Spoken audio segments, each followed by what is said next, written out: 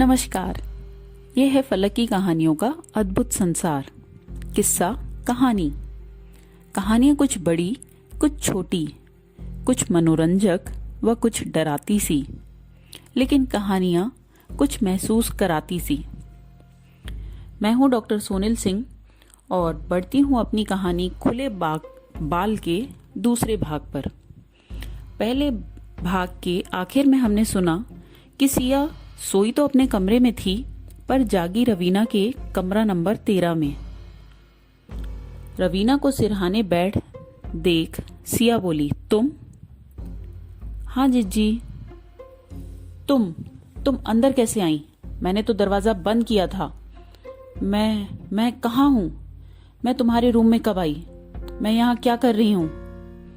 जिज्जी, आप इतना घबरा क्यों रही हैं? लीजिए पहले पानी पीजिए। तुम सच सच बताओ, कौन हो तुम? जिज्जी, हम रवीना। आपको क्या हो गया है? खुद ही आकर हमारा दरवाजा पीटा आपने। हमने आपको देखा तो आपने बस वीणा वीणा करना शुरू कर दिया। कौन है ये वीणा जिज्जी? आपने उसके साथ कुछ गलत किया है क्या? क्या बकवास कर रही हो? सो जाओ चुपचाप। सिया ने रूम में लगे अलमारी के स्टिकरों को देखा। भोलेनाथ की तस्वीर अब भी थी वहां। इसका मतलब साफ है, ये रवीना चुड़ैल तो नहीं हो सकती। मैं भी पता नहीं क्या सोच रही हूं।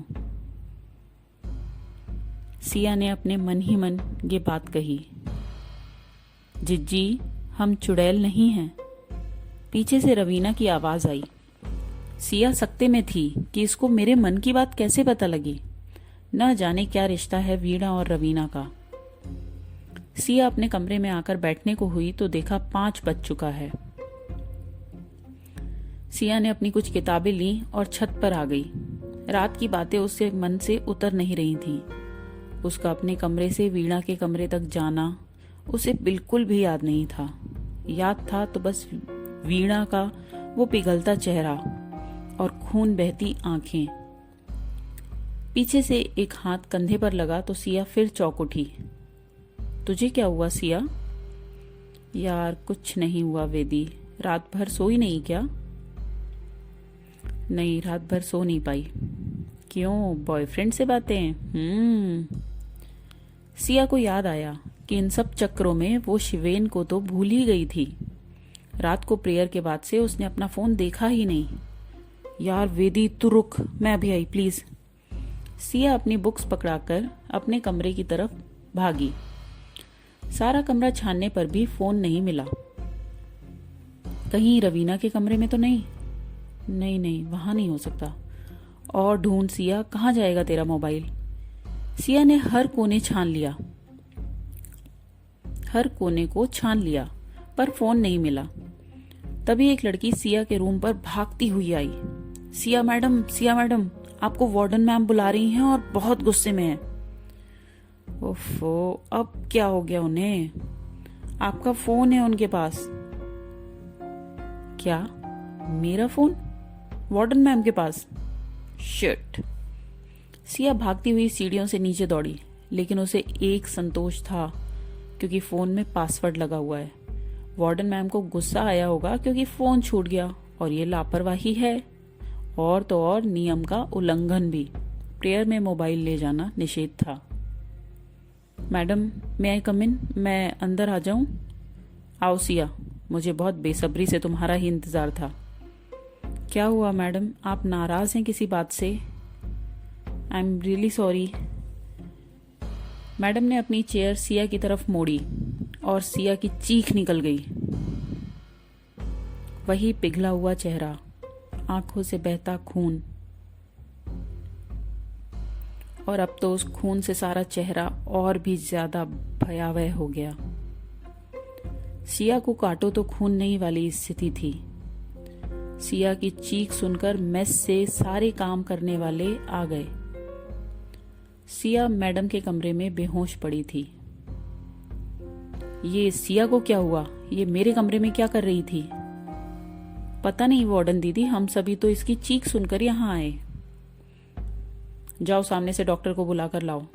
कल रात के जख्म भी गहरे दिख रहे हैं इसके माथे पर। जी वार्डन दीदी। वार्डन मैडम के रूम में ही डॉक्टर ने चेकअप किया। सिया को होश आ गया था। उसने वार्डन मैडम को बहुत ध्यान से देखा। उसे सब पहले सा ही लगा, लेकिन वो बेहोश क्यों हुई? उसने मैडम के चेहरे को वैसे ही पिघलते देखा था। फिर अब सब नॉर्मल कैसे? उसे कुछ समझ नहीं आ रहा था। डॉक्टर साहब, कोई घबराने वाली बात तो नहीं है ना? नहीं मैडम, कोई घबराने वाली बात नहीं है, पर खून की जांच जरूरी है। देखना पड़ेगा कहीं खून में चुड़ैल तो नहीं। क्या क्या कह रहे हैं डॉक्टर? खून में चुड़ैल? आप पागल हो गए? आपको डॉक्टरी आती भी है? सिया पागलों की तरह चिल्लाने लगी। मैडम ये सब वो वीणा के रूम में आई रवीना कर रही है। सब जान गई हूँ, वही है जो ये सब कर रही है। वो मुझे पागल साबित करना चाहती है। सिया शांत हो जाओ। क्या हुआ अचानक तुम्हें? डॉक्टर साहब सही तो कह रहे हैं, खून की जांच में बुराई क्या है? तुम्हें सुई से डर लगता है, जानती हूँ, पर जरूरी है देखना कि खून में चुड़ैल तो नहीं। सिया से रहा नहीं गया और वो चिल्ला उठी, क्या बकवास कर रहे हो सबके सब? उसने अपना सिर उठाकर मैडम की तरफ देखा और इस बार मैडम का चेहरा पहले से भी ज्यादा भयानक था। चमड़ी, मांस सब जलकर टपक रहा था। सिया फिर बेहोशी के आलम में चली गई। इधर मैडम और डॉक्टर को समझ नहीं आ रहा था कि सिया को अचानक फिर क्या हुआ और ये सिया बार बार चुड़ैल चुड़ैल क्यों कर रही है। पर मैडम ने एक बात जो नोटिस कर ली थी वो थी रवीना। वीणा के रूम में आई रवीना सब कुछ कर रही है। डॉक्टर ने कुछ दवाइयां लिख दी और ग्लूकोज पिलाने की सलाह देकर चले गए। अब बारी थी मैडम की। मैडम ने रवीना को अपने ऑफिस में बुलवाया। Madam, may I come in? हाँ रवीना, कैसी हो? I am fine ma'am, how are you? तुम्हारा पहला दिन कैसा था हॉस्टल में? और सुनो, हिंदी में जवाब देना। आती है ना हिंदी? जी मैम। पहला दिन तो सामान जमाने में ही निकल गया, पर रात जब प्रेयर के बाद गई तो सिया मैडम। क्या किया सिया ने? नो मैडम, कुछ किया नहीं, पर अजीब सी हरकतें हैं उनकी। कैसी अजीब? मुझे बताओ डिटेल में। रवीना ने बीती रात के बारे में मैडम को विस्तार से सब बता दिया। मैडम भी समझ नहीं पा रही थी कि अचानक से क्या हुआ है। रवीना कह रही है कि सिया सब कुछ कर रही है और सिया का कहना है कि रवीना। मैडम ने अपने कड़क रुतबे के साथ कहा, रवीना, सिया कह रही थी जो भी हो रहा है वो तुम कर रही हो। मैडम, अब तक जो हुआ मैंने आपको सब कुछ बता दिया। आप चाहें तो सीसीटीवी पर चेक कर लीजिए। मैं अपने कमरे से कहीं भी नहीं निकली, आई स्वेयर। ठीक है, तुम जाओ और ध्यान से रहो। मैडम, मैं बस निकल ही रही थी, आज मेरा इंटरव्यू है, आशीर्वाद दीजिएगा। जाओ जाओ, खुश रहो, all the best. Siya madam का ख्याल रखिएगा, उसको सब हमारे ऊपर छोड़ दो, तुम जाओ। रवीना जा चुकी थी और मैडम को एक कड़ी देकर गई थी, सीसीटीवी कैमरा। मैडम ने बिना टाइम गवाए कंप्यूटर चालू किया, बेल बजाकर मेस से एक कप चाय मंगा ली और सेकंड फ्लोर की फुटेज देखनी शुरू की। रवीना सीढ़ियों से अपने कमरे में जा चुकी थी। 10 बजे करीब सिया के कमरे में सभी लड़कियां जाने लगीं। वेदी ने रवीना का दरवाजा खटखटाया और उसे भी बुला लिया। सिया अपने कमरे में सबसे आखिर में पहुंची और उसके पहुंचते ही लड़कियां सिर्फ 2 कपड़ों में निकलकर अपने अपने कमरों में भाग गई। रवीना सबसे आखिर में सिया के रूम से निकली और अपने रूम में चली गई। इसके बाद रवीना फिर अपने कमरे से बाहर आई और उसके हाथ में एक बाम की शीशी थी। लेकिन थोड़ी ही देर में रवीना वापस अपने कमरे में आ गई और इसके बाद बस खाली कॉरिडोर और कोई भी हलचल नहीं। लेकिन ये क्या? रात के 1:45 पर सिया अपने कमरे से निकली है। पहले बाथरूम और फिर रवीना का दरवाजा पीट रही है।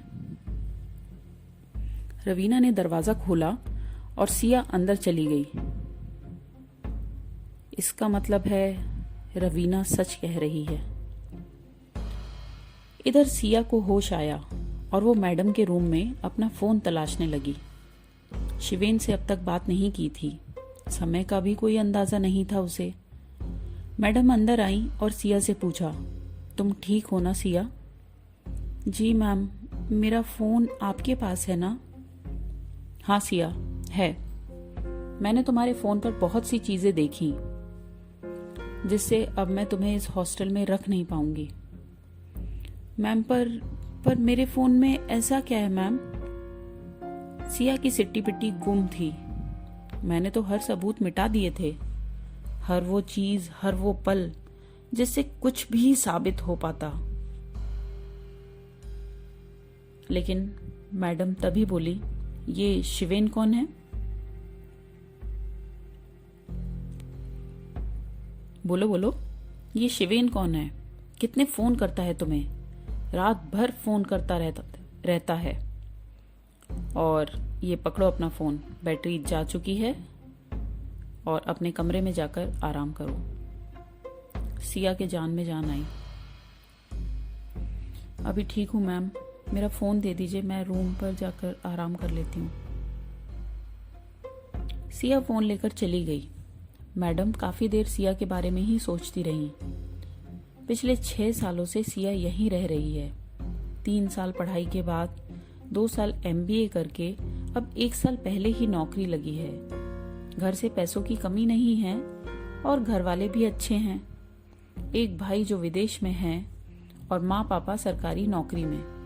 हमेशा से मैडम की चहेती है सिया। सिया खुद भी जानती है इस बात को।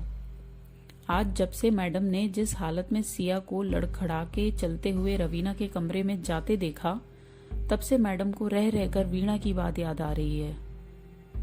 हमने कुछ नहीं किया मैडम, हम तो पानी भी छान कर पीते हैं। हम नहीं जानते, भोलेनाथ की कसम। ये सब क्या है? हमको तो बस सिया जिज्जी ने कहा इसे रख लो अपने पास, हम रख लिए। हमने तो थैला खोल कर भी नहीं देखा मैडम। सच कह रहे हैं, भोलेनाथ की कसम। हमको पता होता कि ये शराब है तो हम इसे छूते भी नहीं हैं। आप तो जानती हैं हमको, हम पर शक नहीं न कीजिए मैडम, हम निर्दोष हैं। अचानक मैडम को वीणा सामने ही दिखने लगी।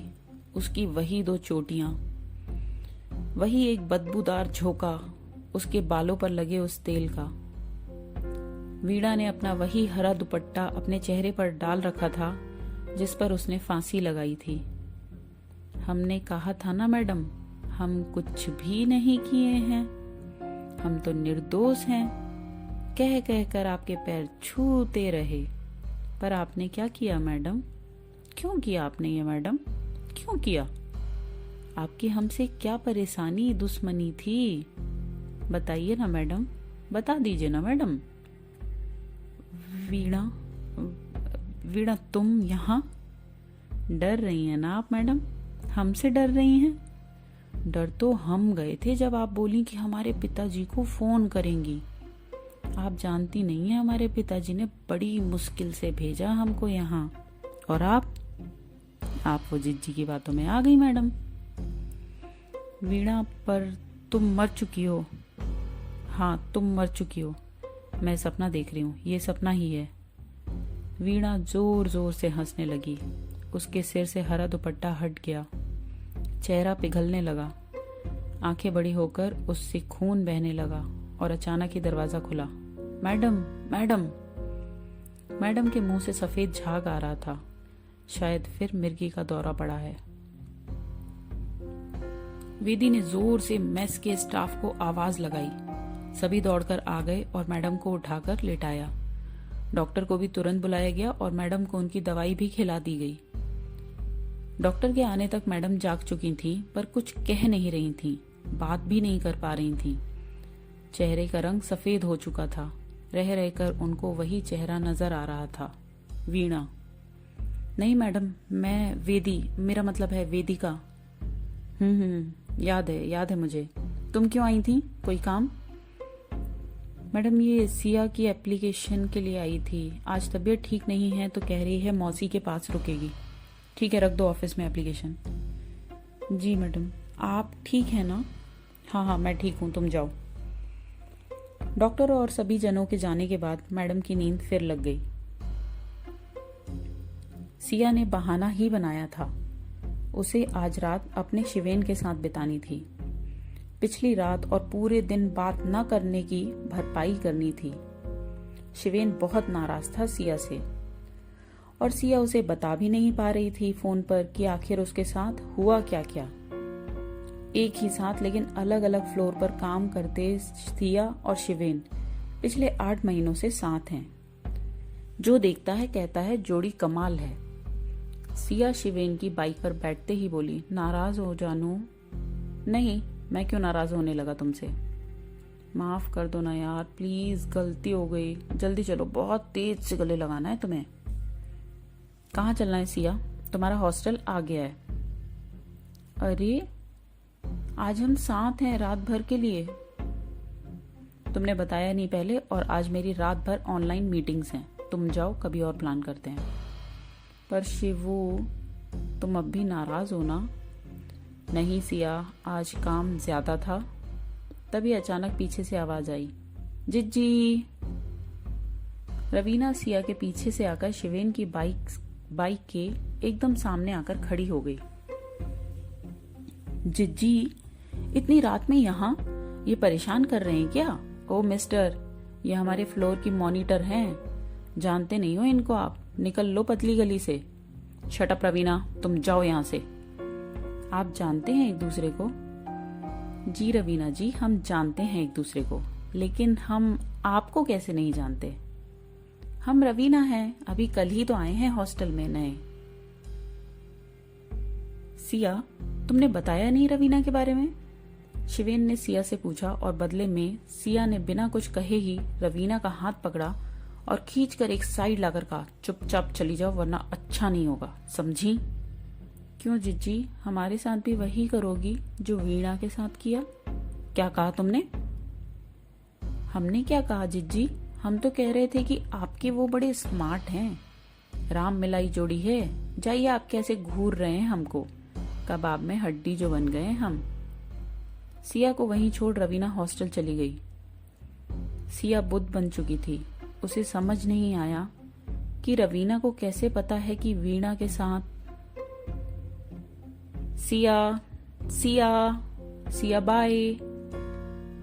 सिया पलटी तो शिवेन ने हाथ हिलाकर बाय का इशारा किया और गाड़ी स्टार्ट की और चला गया।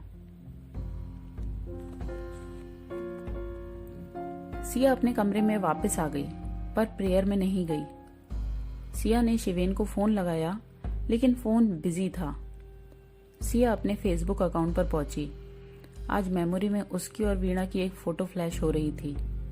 पहली मर्तबा जब सिया की जिद पर वीणा ने अपने बाल खोले थे।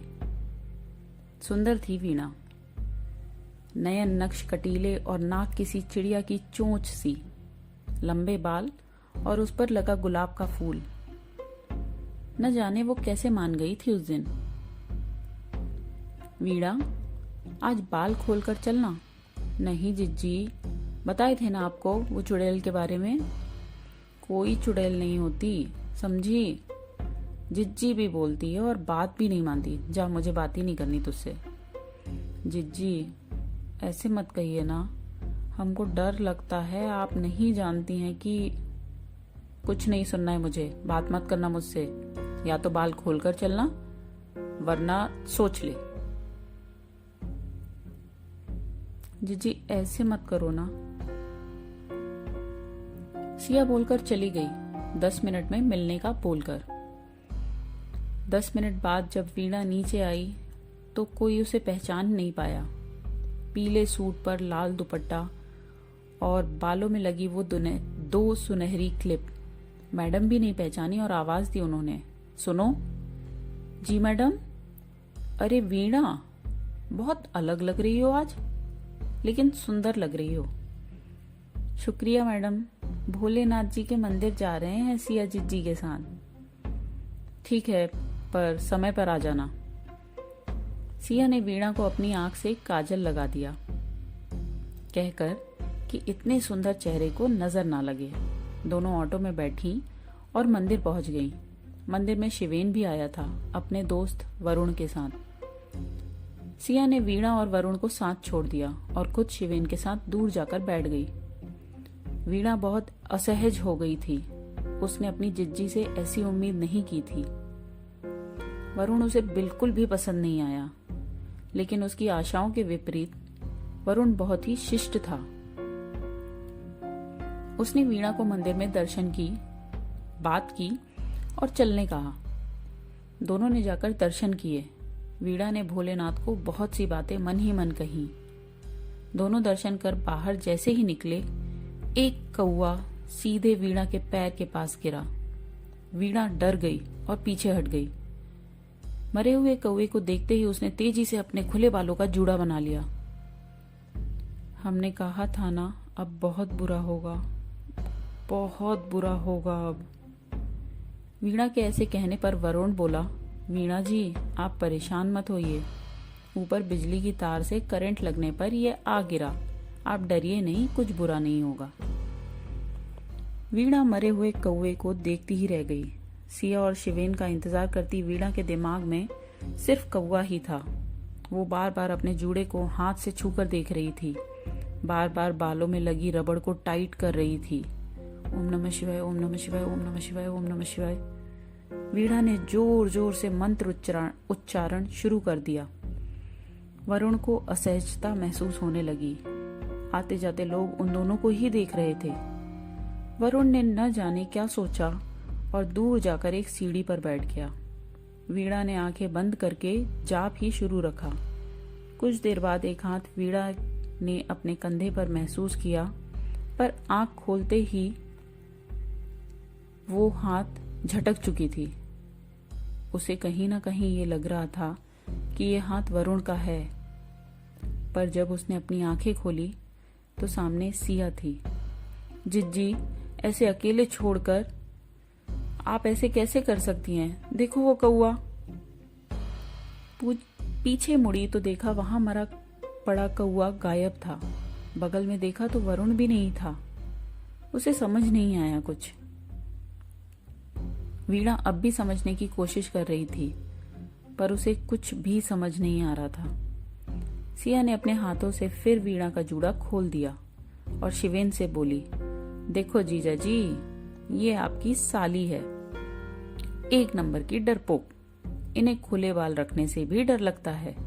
इन्हें कहा गया है कि खुले बाल रखने से चुड़ैल लग जाती है। क्या आपको भी ऐसा ही लगता है? सिया जोर जोर से हंस पड़ी इतनी बात बोलकर। शिवेन वीणा के पास आ गया और उसके कंधे पकड़कर बोला, साली साहिबा, बहुत सुंदर हैं आप, जूड़े में भी और खुले बालों में भी। डर किस बात का है आपको? चुड़ैल का? अरे अगर साथ ही चुड़ैलों की महारानी को लेकर चलती हैं तो डरने की बात क्या है? सिया ने एक चपेट लगा के हाथ अलग कर दिए शिवेन के। अच्छा, मैं चुड़ैलों की महारानी और तुम? बात हंसी मजाक में बदल गई और शिवेन दोनों को लेकर मंदिर से निकल गया। वीणा को समझ नहीं आ रहा था कि वरुण कहाँ गया और ये दोनों वरुण के बारे में बात क्यों नहीं कर रहे। ये कहानी इतनी ही। अब मैं आपको मिलूंगी अगले भाग में। कहानी को सुनते रहें और अगर कहानी आपको अच्छी लग रही है तो हमारे चैनल को सब्सक्राइब करें, किस्सा कहानी। मैं डॉक्टर सोनिल और आप सुन रहे थे मेरी ही लिखी कहानी खुले बाल।